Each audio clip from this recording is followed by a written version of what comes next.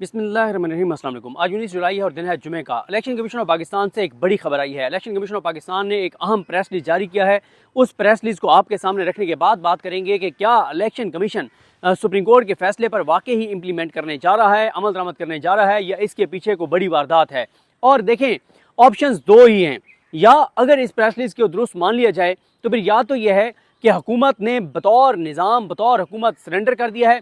कल रात 10 बजे तक, 11 बजे तक जो बातें की जा रही थी कि सुप्रीम कोर्ट के फैसले पर अमल दरामद नहीं होगा, सुप्रीम कोर्ट के फैसले पर अमल दरामद नहीं होगा, और चाहे कुछ भी हो जाए, इमरजेंसी लग जाएगी, निज़ाम लपेटा जाएगा। ख्वाजा आसिफ कह रहे थे कि कॉन्स्टिट्यूशनल मेल्ट डाउन हो जाएगा, ब्रेक डाउन हो जाएगा। इसका मतलब एक तो यह है कि पूरे निज़ाम ने सुप्रीम कोर्ट के 8 जजेस के सामने सरेंडर कर दिया है। या दूसरा ऑप्शन फिर यह है कि इलेक्शन कमीशन ने इनकार कर दिया है कि जनाब हम नहीं कर सकते, हम अपनी गर्दन पेश नहीं कर सकते, हम सुप्रीम कोर्ट के फैसले पे इम्प्लीमेंट करने जा रहे हैं। या जैसे दहशतगर्दों का ये होता है कि जब दहशतगर्दों से मुज़ाकरात किए जाते हैं तो वो टाइम गेन करते हैं और फिर वो मजबूत होकर दोबारा आके और रिएक्ट करते हैं और हमला करते हैं। तो इलेक्शन कमीशन इस प्रेस रिलीज के जरिए टाइम गेन करना चाह रहा हो, ताकि टाइम गेन करके और फिर इस दौरान कोई वारदात, कोई साजिश तैयार करके और फिर उस साजिश पे इम्प्लीमेंट किया जाए। और ये भी आपको बता दूं कि इसके साथ एक बड़ी पेशरफ्त हुई है जिसको अलग नहीं देखा जा सकता। वो ये है कि तहरीक लब्बैक आई बैठी थी। इस दौरान मार्शल लॉ की बातें हो रही थी, इमरजेंसी की बातें हो रही थी, और इस निज़ाम को लपेटे जाने की बात हो रही थी, सुप्रीम कोर्ट के फैसले पर अमल दरामद ना करने की बातें हो रही थी, सुप्रीम कोर्ट के सामने खड़े होने की बातें हो रही थी। और इन खदशात का इजहार किया जा रहा था कि TLP को वहाँ से लाया जाएगा रेड जोन आके वो जलाओ गिराओ करेंगे और इसी की आड़ में इमरजेंसी नाफिज कर दी जाएगी। लेकिन जैसे ही प्रेस रिलीज आता है इलेक्शन कमीशन का कि हम सुप्रीम कोर्ट का फैसला इंप्लीमेंट करने जा रहे हैं, या कम से कम उसकी आड़ में वो कह रहे हैं कि अभी वो टाइम गेन कर रहे हैं, तो साथ ही TLP का धरना क्लोज हो गया। तहरीक लब्बैक ने प्रेस कॉन्फ्रेंस कर दी कि हमारे नून लीग के साथ मामला तय हो गए। यानी आप अंदाज़ा लगाएं कि तहरीक लब्बैक राना सनोल्ला और अता तारड़ की बात पे यकीन करके और धरना ख़त्म करके और जारी है। अब तक शायद वो जाने शुरू भी हो गए हों। तो आप इसी से अंदाज़ा लगा लें कि कितना संजीदा, क्योंकि मैंने तो इस चीज़ को, उनके मुतालबात को सपोर्ट किया था कि उनके मुतालबात जायज़ हैं, लेकिन ज़ाहिर सवालात उठ रहे थे। लेकिन अब कैसे तहरीक लब्बैक अपने आप को इससे अलग करेगी कि उधर से इलेक्शन कमीशन की प्रेस रिलीज आती है कि हम सुप्रीम कोर्ट के फैसले में अमल दरामद करने जा रहे हैं, और साथ ही तहरीक लब्बैक का जो धरना है वो भी ख़त्म हो जाता है। ये एक बड़ा सवाल है जो तहरीक लब्बैक के लिए ज़ाहिर है एक होगा, उसके ऊपर सवाल उठेंगे। अब आए इस बात पर कि इलेक्शन कमीशन की प्रेस रिलीज में क्या है। इलेक्शन कमीशन की जानिब से जारी की गई प्रेस रिलीज में कहा गया कि इलेक्शन कमीशन का कल और आज सुप्रीम कोर्ट के हुक्म पर अमल दरामद के सिलसिले में इजलास हुआ। इजलास में इलेक्शन कमीशन ने सुप्रीम कोर्ट के फैसले पर अमल दरामद करने का फैसला किया। कैटेगोरिकली लिखा है कि सुप्रीम कोर्ट के फैसले पर अमल दरामद का फैसला किया गया। लेकिन आगे सुने क्या कहते हैं। तहम इलेक्शन कमीशन की लीगल टीम को हदायत जारी की गई हैं कि अगर सुप्रीम कोर्ट के फैसले के किसी पॉइंट पर अमल दरामद में रुकावट है तो वो फ़ौरन आइडेंटिफाई करें ताकि मजीद रहनुमाई के लिए सुप्रीम कोर्ट से रजू किया जाए। अच्छा, यहाँ भी क्लैरिटी है कि अगर कोई रुकावट है, कोई मामला है तो बताएं ताकि सुप्रीम कोर्ट से रिव्यू करें और उसको क्लियर करें।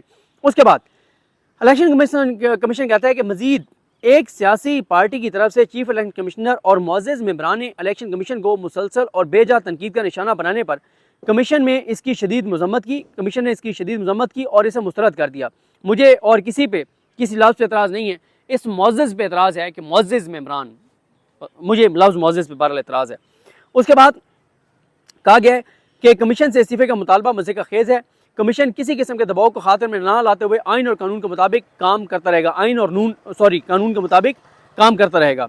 मजीद इलेक्शन कमीशन ने किसी फैसले की गलत तशरीह नहीं की। अब ये उन्होंने डायरेक्ट अटैक किया है चीफ जस्टिस पाकिस्तान जस्टिस काजी फाइज ईसा को।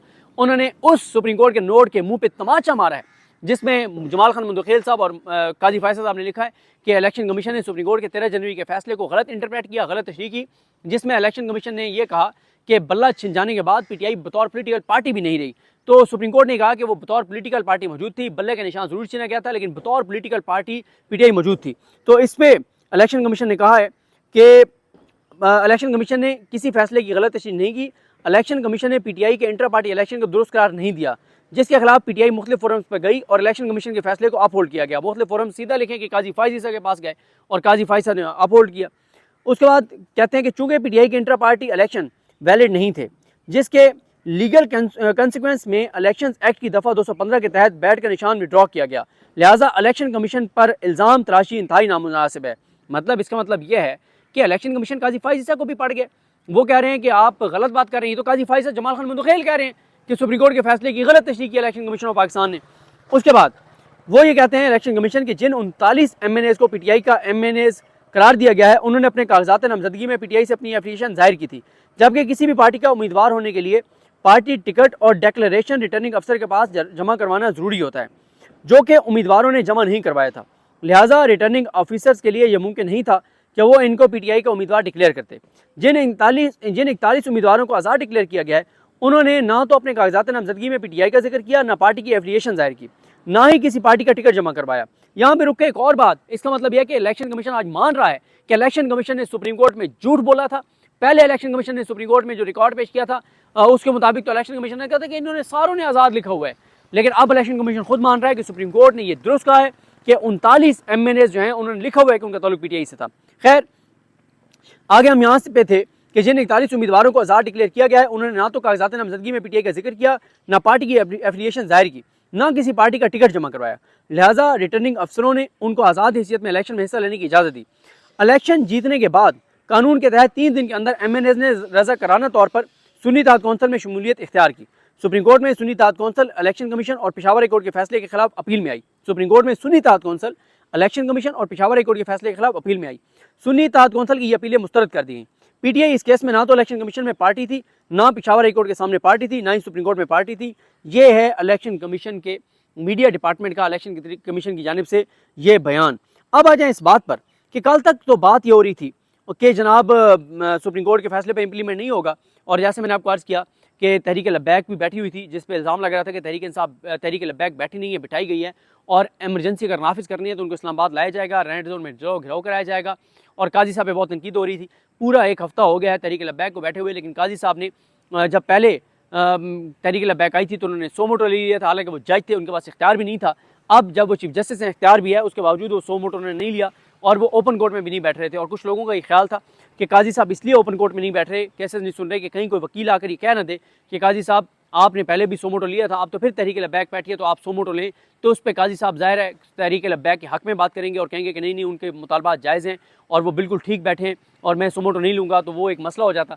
तो काजी साहब इसलिए बैठे ही नहीं ताकि तहरीक लब्बैक को उनको डिफेंड ना करना पड़े, क्योंकि काजी साहब ने तहरीक लब्बैक के खिलाफ कभी 100 मोटर नहीं लेना था, कभी कार्रवाई नहीं करनी थी। उसकी वजह यह है कि अब क्योंकि तहरीक लब्बैक एक तरह से इस निज़ाम के लिए कोई ख़तरा नहीं है, तो काजी साहब उसके ऊपर कोई 100 मोटर नहीं लेंगे, ये एक तासुर था। उसके बाद आप आ जाएँ, जो कल रात का, इससे पहले मैंने एक वीडियो की थी जिसमें मैंने आपको बताया था कि चीज़ें किस तरह से चल रही थी, कि ख्वाजा आसिफ मुसलसल ये कह रहे थे कि सुप्रीम कोर्ट के फैसले पे इम्प्लीमेंट नहीं होगा। उन्होंने आसम चिलाजी साहब के प्रोग्राम में कहा कि कुछ सहाफ़ी ये बात कर रहे हैं कि सुप्रीम कोर्ट के फैसले पे इम्प्लीमेंट नहीं होगा, और वो क्रेडिबल सहाफ़ी हैं। और फिर मुनीब फारूक साहब और ये सब, नजम सेठी साहब, सब ये बात कर रहे थे कि सुप्रीम कोर्ट के फैसले में इम्प्लीमेंट नहीं होगा। लेकिन इलेक्शन कमीशन ने अब अपनी प्रेस रिलीज में कैटेगोरिकल कह दिया है कि जो है वो फैसले पे अमल दरामद करेंगे। ना उन्होंने लिखा है कि वो नज़रसानी में जा रहे हैं, ना उन्होंने कहा है कि वो कोई मतलब कोई और वो करने जा रहे हैं, बल्कि उन्होंने कहा कि अगर कोई अभाम है, कोई मुश्किल है, कोई रुकावट है, तो उसके लिए हम जजेस के पास जाएंगे। अब इसके मैंने आपको शुरू में बता दिया था कि 2-3 मतलब हैं। पहला मतलब यह है कि ये इलेक्शन कमीशन खुद, तो इलेक्शन कमीशन के बारे में तासुर है कि ये तो पानी अपनी मर्ज़ी से नहीं पी सकते, तो सांस अपनी मर्ज़ी से नहीं ले सकते। इलेक्शन कमीशन को किसी ने कहा है कि आप ये कर दें, पहला ये है। दूसरा ये है कि नहीं, इलेक्शन कमीशन ने हाथ खड़े कर दिए कि हम मज़ीद कुछ नहीं कर सकते, हमने जो कर सकते थे हमने कर दिया है। अब सुप्रीम कोर्ट के 8-9 जजेस का मामला है, फ्यूचर के 5 चीफ जस्टिस हैं, और अगर हम ऐसा करेंगे तो हम कंटेम्प्ट में फारिग हो जाएंगे। हम अपने करियर तबाह नहीं करना चाहते। दूसरी बात तो यह है कि इलेक्शन कमीशन ने बगावत कर दी है, और उन्होंने कहा जी हम सुप्रीम कोर्ट के फैसले पर इम्प्लीमेंट के पाबंद हैं, हम यही कर सकते हैं, हम इसके अलावा नहीं कर सकते। तीसरी फिर बात यह है कि ये एक ड्रामा है, और इस प्रेस रिलीज के जरिए तासुर यही है कि सुप्रीम कोर्ट के फैसले पे इम्प्लीमेंट किया जा रहा है, लेकिन बैकडोर कोई ना कोई मामलात, चीज़ें पस पर्दा चलेंगी, जिसके मकसद होगा कोई नई वारदात तैयार करके और उसको एग्जीक्यूट करके और सुप्रीम कोर्ट के ऑर्डर को फ्रस्ट्रेट करना। लेकिन इतना आसान नहीं होगा। इलेक्शन कमीशन के पास सुप्रीम कोर्ट के फैसले पर अमल दरामद के अलावा कोई ऑप्शन ना था, ना है, ना हो सकता है। एक ही ऑप्शन है, रिव्यू में चले जाएं। दूसरा यह है कि 8 जजेस के पास चले जाएं अगर किसी मामले में अभाम है। वो जो एक बात की जाती है कि इलेक्शन कमीशन इसलिए इनको नहीं मानेगा कि वो जी जो पार्टी टिकट है उसके ऊपर दस्तखत किए हैं उन्होंने, बैरिस्टर गौहर साहब ने या उमर अयूब साहब ने, और हमारे रिकॉर्ड पे ये दोनों नहीं है। ये बात इलेक्शन कमीशन नहीं कर सकता। अगर इलेक्शन कमीशन को ये बात मसला है तो इलेक्शन कमीशन इस मामले में जाएगा सुप्रीम कोर्ट के 8 जजेस के पास चैम्बर में, जो पैरा 10 में लिखा हुआ है। उसके बाद आ जाएँ कि और जो राना सनौला ने बातें की थी, जिसमें उन्होंने कहा था कि फिच ने कहा है कि 18 माह हुकूमत चलेगी, उसके बाद ये हुकूमत गिर जाएगी और टेक्नोक्रेट्स की हुकूमत आ जाएगी। तो उस पर भी राना सनाउल्लाह ने कहा, ख्वाजा आसिफ ने कहा कि ये तो 18 माह तो बहुत दूर है, इससे पहले फैसला हो जाएगा, अगले 10-12 दिन में फैसला हो जाएगा। एक तासुर ये भी है कि कल रात तक जितना जजेस को डराया जा सकता था डराया गया, जितना थ्रेट किया जा सकता था किया गया, और एक जो था कि किसी रिव्यू लग जाए और रिव्यू में जजेस बदल जाएं, वो भी कोशिश नाकाम हो गई। कल जब 2-1 से फैसला हो गया कि रिव्यू PTI नून लीग की भी नहीं लगाई जा सकती, तो उसके बाद शायद फैसला किया गया कि अब हम इम्प्लीमेंट कर दें, इसके अलावा कोई ऑप्शन नहीं है। ये मुख्तलिफ बातें चल रही हैं, लेकिन बहरहाल इलेक्शन कमीशन की प्रेस रिलीज बहुत इंपॉर्टेंट है, जिसमें इलेक्शन कमीशन ने कह दिया कि वो सुप्रीम कोर्ट के फैसले पे इंप्लीमेंट करने जा रहे हैं। अब वो करते हैं नहीं करते आगे पता चल जाएगा, लेकिन फिल वक्त ये PTI की एक बड़ी कामयाबी है कि PTI के हक में आने वाले फैसले पे इलेक्शन कमीशन ने कह दिया हम अमल दरामद करने जा रहे हैं। अब वो नहीं करेंगे तो और मुश्किल होता चला जाएगा, क्योंकि देखें इस प्रेस रिलीज में नहीं लिखा हुआ कि कोई वो रिव्यू में जा रहे हैं, सुप्रीम कोर्ट के पास जा रहे हैं कि ये मसला है वो मसला है, सिर्फ लिखा कि अगर कोई रुकावट आएगी तो तब हम जाएंगे। ये बड़े इंपॉर्टेंट प्रेस रिलीज है। देखते हैं जी, आज इस वक्त जब मैं ये वीडियो रिकॉर्ड कर रहा हूँ, सुप्रीम कोर्ट में जुडिशल कमीशन का इजलास चल रहा है और उसकी भी जब खबरें आएंगी तो आपको बताएंगे कि उसमें डाक जजेस के मामले में क्या हुआ है। मुझे अपनी दुआ में याद रखें। अल्लाह करीम हम सब का हामी नासरो। अल्लाह हाफिज़।